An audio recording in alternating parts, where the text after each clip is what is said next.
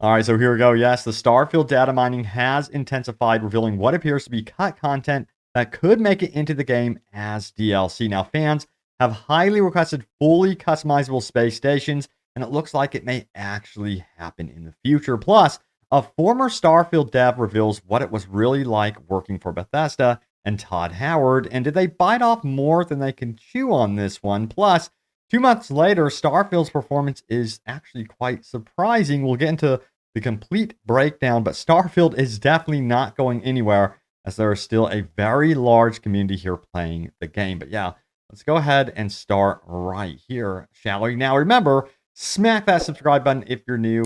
Turn on the bell notification icon so you never miss another upload. But yes, check it out. This got 5,600 upvotes. It says, Star Station Outpost discovered in the game files and unlocked with a mod. So this was data mined and eventually turned into a mod. Although that mod in the description below, it is very much work in progress.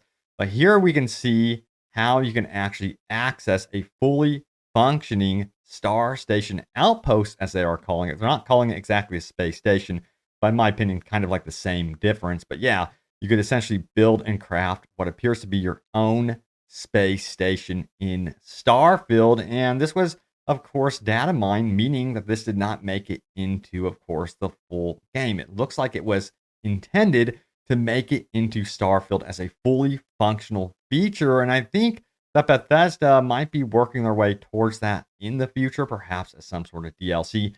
Let me know if this is on your list of things you want to see post-launch in the game. Sound off. I just want more faction quests, more like faction type wars, more friction between the factions. That's something that I personally would love to see.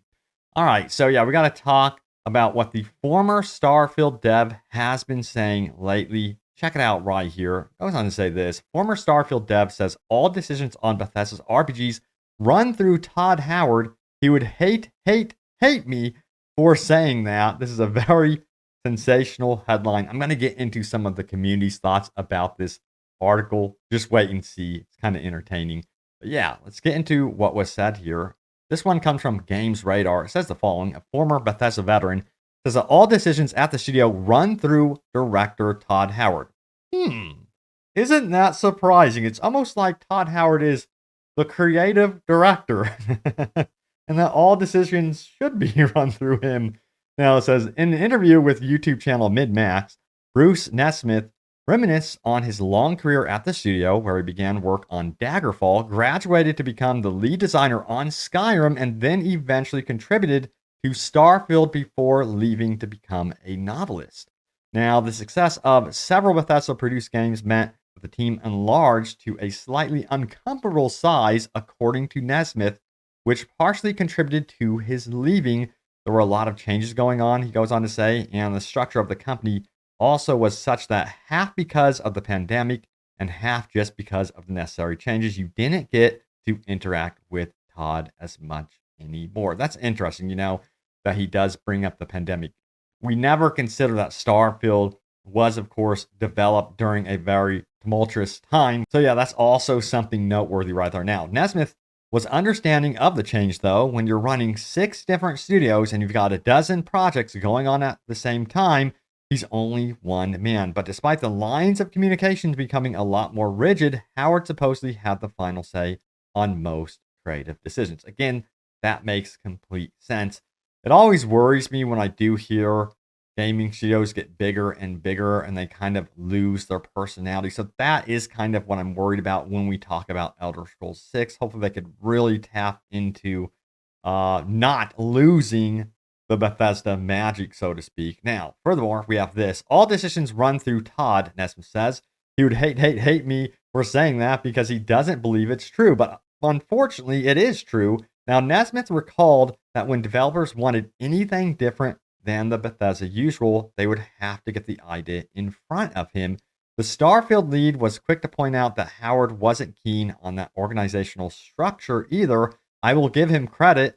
He has tried really, really hard to not be the last say guy. It's not something he wants intellectually. Now, the studio supposedly molded into that shape because Howard is somebody that has opinions and whose opinions are highly valuable. Of course, it makes sense. Yeah, I just got to say that'd be tough being a creative director and having many, many different ideas thrown your way and which ones to actually tack on to the project. Of course, you don't want to overwhelm the studio, but you also don't want to lose the Bethesda DNA. And I think from what we're seeing here, that Todd Howard is very much interested in keeping the Bethesda DNA intact. Now, of course, you do have to tread carefully there because then you lose the sense of progression as a company trying to push the genre even further. And I think where they really need to advance is, of course, with pushing the creation engine, especially when we're talking about Elder Scrolls 6. And from all indication, it looks like they took a ton of time out while developing Starfield to do some heavy research and development for Elder Scrolls 6. So I am extremely curious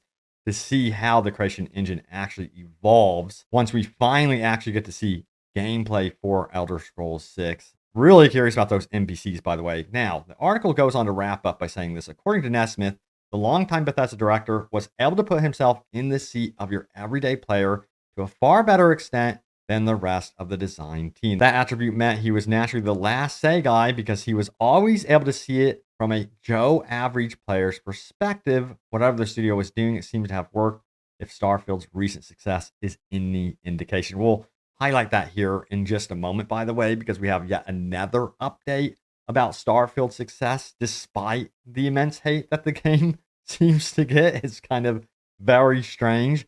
But yeah, it's interesting because it seems like when they approach it from the average Joe player's perspective, they also have to consider not making the game far too complicated and less fun. You guys may remember and have heard that, yeah, there was a lot of survival elements in this game. I still hope that we see a complete survival mode for this game and that they do allow some of those complexities to creep in through that mode because I think it would be very, very cool to have that opportunity to play the game in that way. But yeah, despite all the hate, all the issues that Starfield has faced, yeah, we have a report 2 months later after the game has released from Forbes. It says this right here. 2 months later, Starfield continued performance is kind of unbelievable.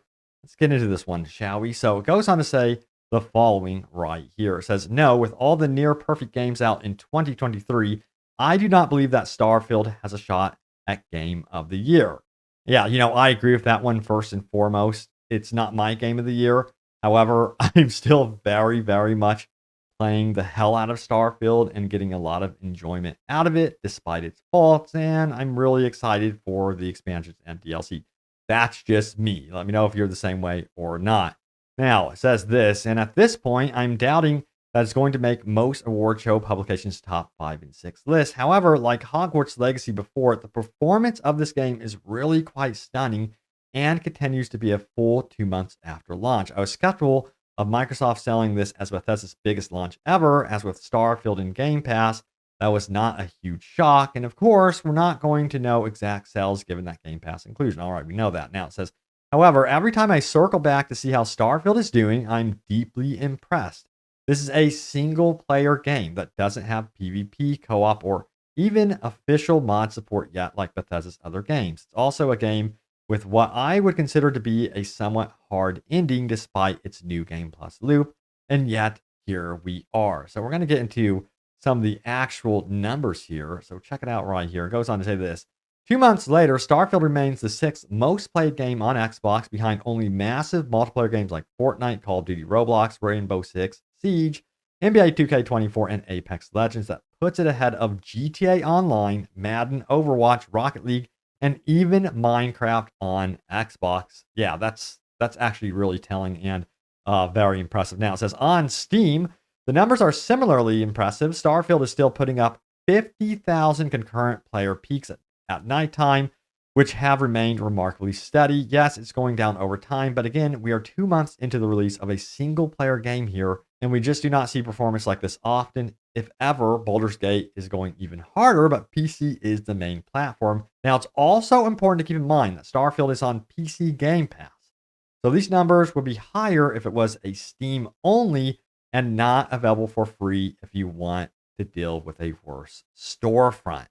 And then finally, we have this one. There's the performance of Xbox as a whole. The gaming unit made $3.9 billion this past quarter, its largest quarter one ever. That was driven at least in part by Starfield's performance, of course. where it sparked the single highest day of Xbox Game Pass in the history of the service, part of the quarter's 13% increase in content and service revenue, actually offsetting a 7% drop in hardware sales. Wild. So, yeah, I'm thinking that Microsoft is absolutely loving Starfield right now and Bethesda as a whole. And yeah, again, I think they're super excited for the future for Bethesda and Microsoft as a team up here going forward. So, that being said, Elder Scrolls 6 will be on the horizon eventually, and we'll see what they can actually pull off there and take feedback from Starfield. I really, really hope that they listen to the feedback here about exploration mostly, because that seems to be one of the biggest concerns here with Starfield is the sense of exploration is just not there compared to titles like Skyrim. All right, so now it's time to get into your top comments. Remember, leave a comment down below. It could end up right here in a future video. So yes, what was my most recent video about? Check it out right here. It says the following: it's finally happening, next big update, and what to realistically expect. Yeah, I don't really want to overhype the next update. I think it is going to be mostly about the local map. At least that's what I'm hoping. I really want local maps. I think that's going to be awesome. Should be in the game already, but we have Blake Hardley who says this, or Blake Hardy who says this right here. It would be cool if in New Game Plus you were able to change your background and or traits, getting able to experience some new things, whether it be dialogue or gameplay, would be nice without having to create a new character. Yeah, I was really looking around for that respec option. Maybe, just maybe, Bethesda had included this in the game, but it was disappointing to see that it wasn't there. I also think they do this to kind of, I think, up the replay value of their games to ensure that, hey, there's a reason, new incentive to start over. There's that. But New Game Plus always has me scratching my head with how they handled that one. Now, we have Bane who says this right here. To me, the modding tools are the most important thing. If they really put off till next year, there's very real danger that no one is even going to care about the game by then. Those modding tools is what is going to make Starfield worth playing once people are done with what the game currently has to offer. And it really is starting to seem like the majority of people that are interested in the game have already burned through what the game currently has to offer. I do think Starfield will have a long lifespan, but if those modding tools aren't coming till next year, there'll be an extremely tiny group of people that'll be playing it long term. Getting that out as soon as possible, in my opinion, is far more important than any of this other stuff. The ability of common players to mod the game will determine the health of Starfield moving forward. Yeah, I totally agree with what you're saying. The sooner the better, but of course you want it working right no matter what at the end of the day. But I still think there's going to be a lot of modders that have worked on Skyrim that are going to be very, very interested in working on Starfield. And it's going to be up to the modding community to make things happen in the long term. And I think that, yes, you will see people come back to Starfield once we see those killer mods start releasing for the game. All right, thank you all so much for watching. Stay tuned here for more Starfield and open world gaming goodness. I have you guys covered. Thank you all once again for the comments. Love reading through all of them. Yeah, stay tuned, and I will see you all next time. Take care.